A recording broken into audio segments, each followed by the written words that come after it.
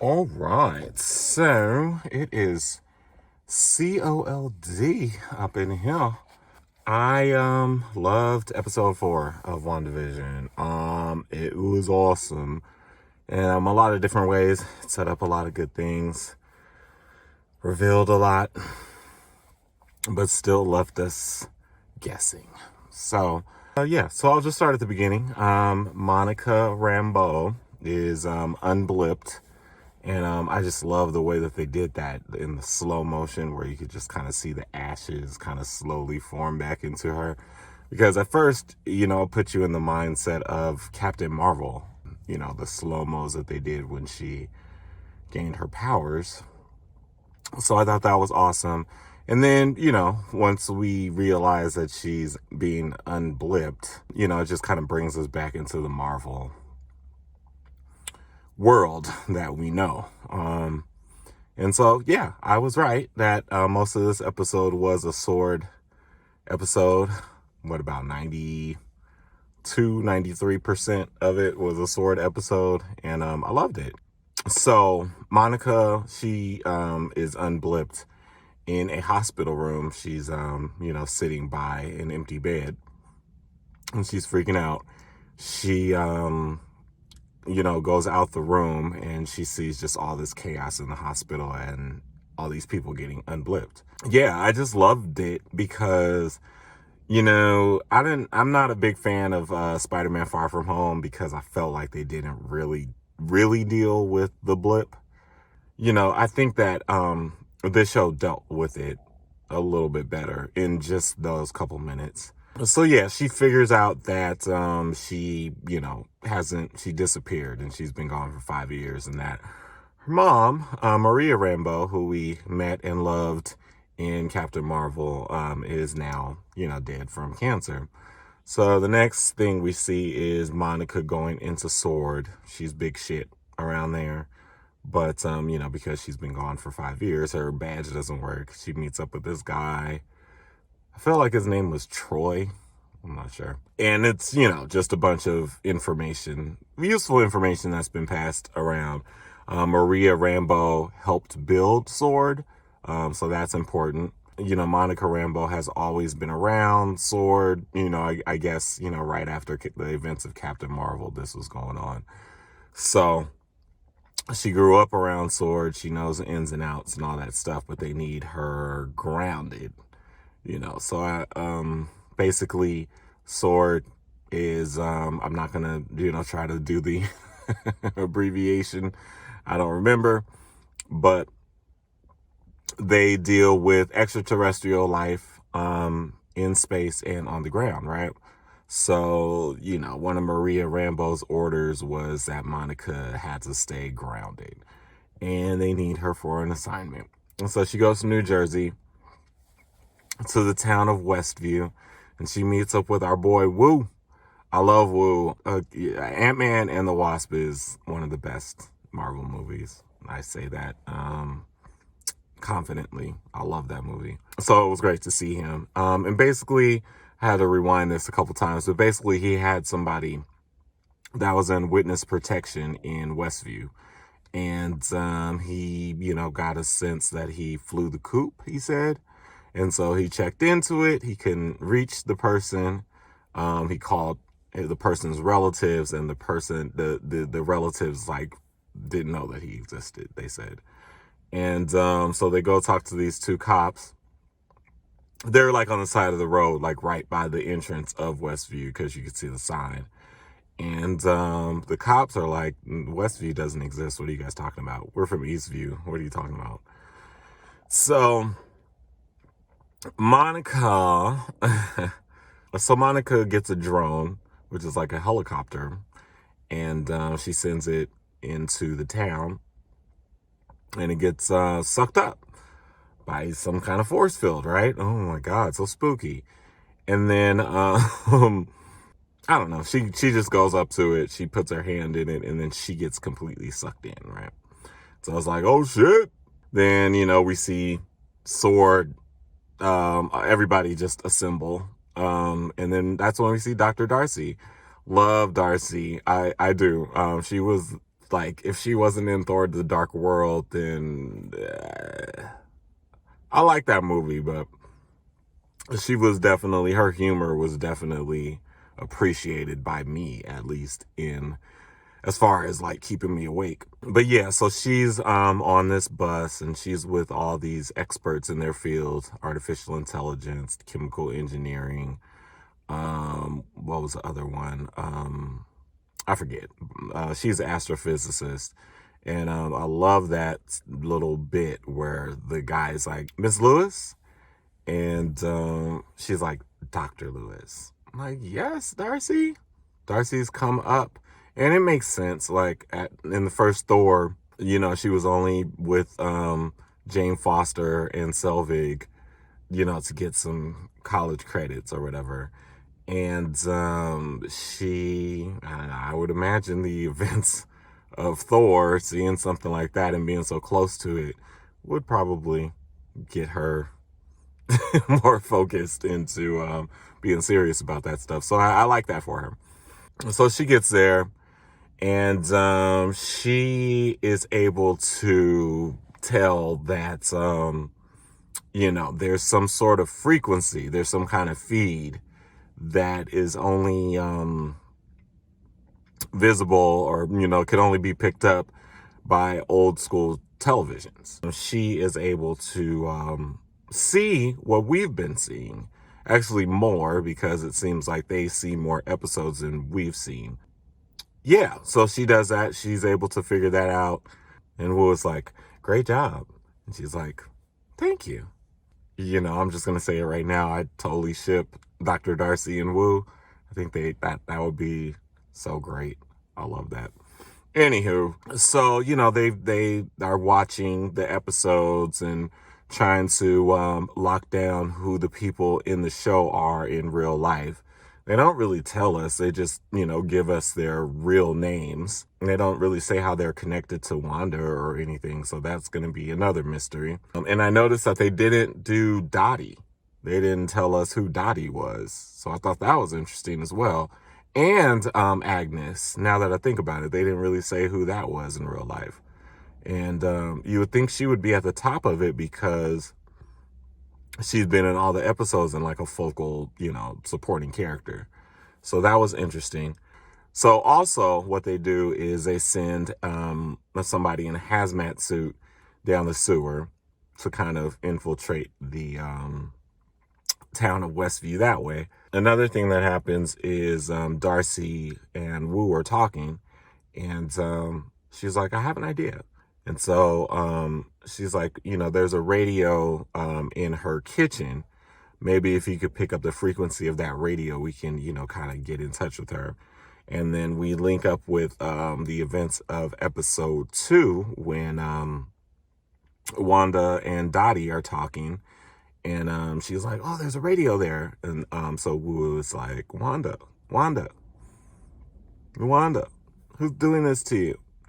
And we know that Wanda and Dottie heard it, but for Darcy, watching the show, that part is completely removed. They're just like, okay, I guess it didn't work. And then so we kind of go back to the guy in the hazmat suit going down the sewer. So he gets to the barrier where it is the sort of pixelated force field, and he goes through, and he's transformed into... Oh, yeah, let me say that first. They notice when Wanda picks up the helicopter that's in color, they have a photocopy of that still or whatever. And they're like, well, why does it look like that? And they're like, I don't know, maybe, it was forced to kind of blend into the times, meaning that like in the 50s or the 60s, there weren't drones. So they had to kind of translate it into what would make sense in that time. And they do notice that it's in color. And they ask, why did you colorize it? And they said, we didn't. So anyway, we go back to the beekeeper. He goes through the force field, and he is instantly turned into a beekeeper because, that's sort of the only translation that they would have had for that kind of suit in the 60s. That's what I kind of took from it. And I have to say it. His little life cord, I don't know what you call them, but the cord that he had attached to him so that they could pull him back up into the real life, that got disattached. And I just got to say that was some of the worst CGI I've ever seen. Like, how do we have CGI that looks that terrible in 2021? I was not feeling that. Anyway, so we don't see what happens when she said no. We just see her say no, and then he's just kind of still looking at them. So we don't know really what happened. But then we go into the 70s, and we start to see the babies being born.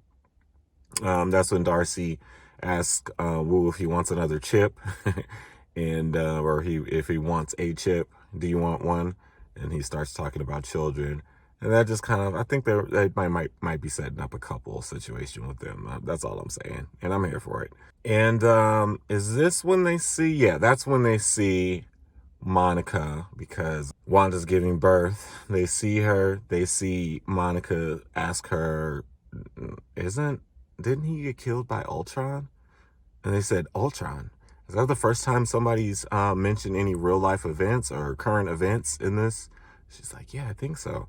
So they rewind it when Wanda's kind of approaching her, and it's cut out.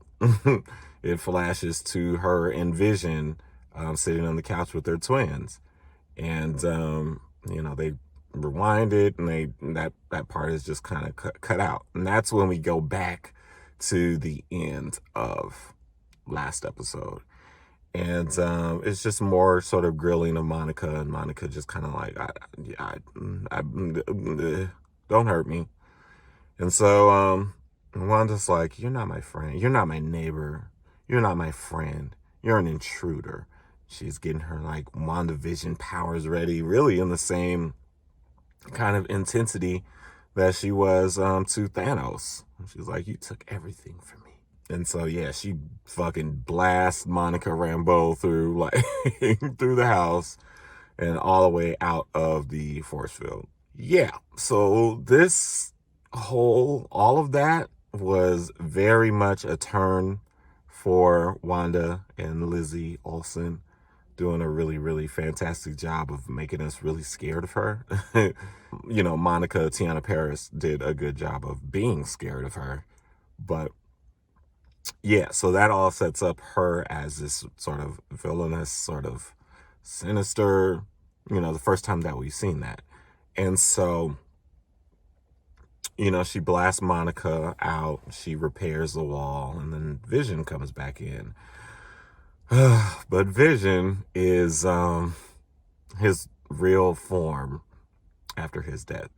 He has the Mind Stone plucked out of him, and he's gray, and he doesn't have any, there's no life in his eyes. It's just a flash, but that part was so spooky because, honestly, Vision's death in Infinity War was one of the most sort of intense and brutal to me. And I think it's just the way that they set up that scene where it was like really emotional with him and Wanda. And then, he just fucking plucked it out of him. So just to be reminded of that was kind of spooky.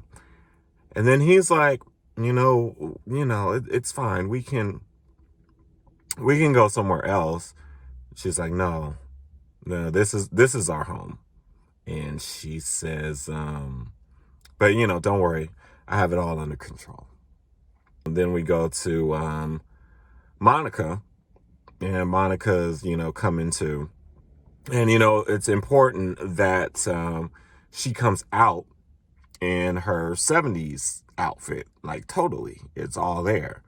So I think that's an important point, that going in translates you to whatever time zone, it is, but going out, you just come out as you are, right? So that was kind of weird.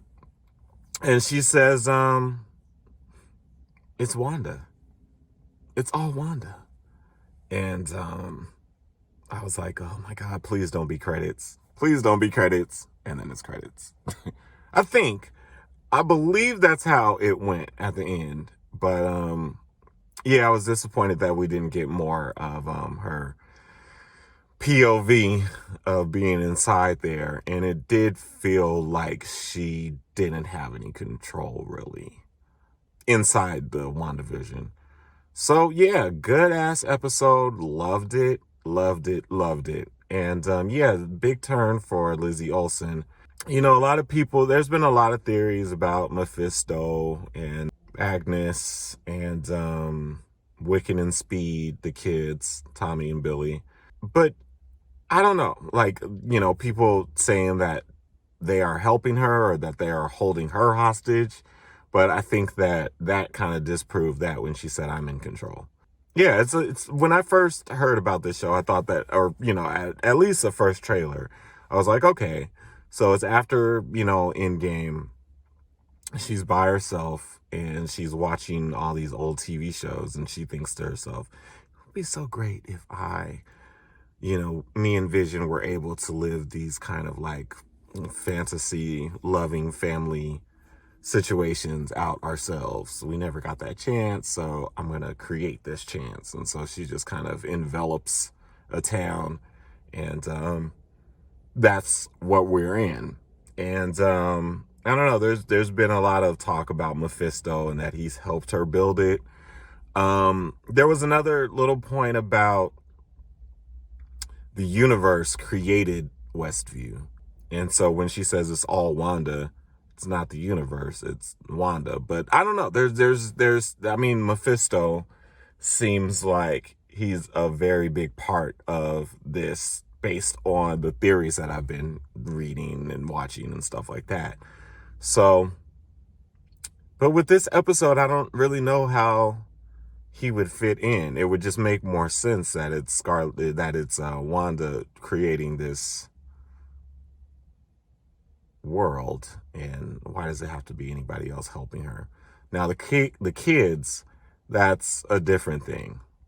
So yeah, I'm here for it. I love you, Marvel. Thank you again. I'm gonna have fun watching it like 4 more times this weekend and watching all the recaps and reactions and theories pop up. But anyway, if you're watching, what you guys think? And I guess I'll see you next Friday. Peace.